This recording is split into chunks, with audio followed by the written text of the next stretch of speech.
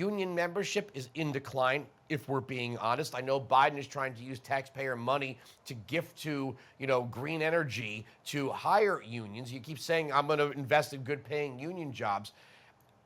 I don't think the unions are being honest with their members. As I said to you off air, a union can't stop layoffs. People pay their dues.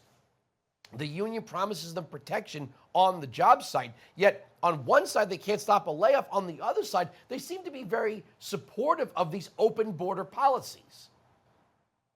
Yeah, Andrew, that's the disconnect between union leadership today and rank and file workers. And it goes farther than just what's happening on the shop floor. If the union officials would stop spending literally billions of dollars on politics every 2 years and focus more on the shop floor and what they can do to protect their workers there and their members there, they'd be a whole lot better off. But they don't, because they are wards of government action. Their power is derived from government action and sitting down across the table with the very people they elect when they're negotiating these terms and conditions when it comes to government action. So it's not a surprise that the unions, when you're relying on compulsion, Samuel Gompers, Andrew, you're a history guy. Samuel Gompers, the father of the American labor movement, said this in his final speech in 1924 in El Paso, Texas. He said, "The workers of America adhere to voluntary institutions. If you try to force, you will destroy that which brought together through voluntarism is strong and united."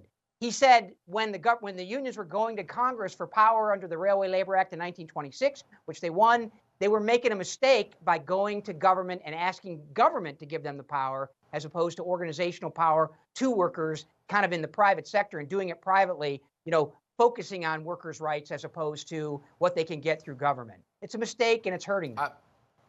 I'm going to get on the soapbox just for a few seconds here. Okay. I don't want to hear Democrats talk about workers' rights if that doesn't include the right to not join a union. Okay? That's the thing. They keep saying workers' rights. Workers have a First Amendment right, a right to for collective bargaining. Well, a worker who wants no part of that should also have the same right. Now, with that being said, there's one thing Donald Trump could do that I think would be a modest proposal, is that maybe the National Labor Relations Board should order union elections every 2 years, right?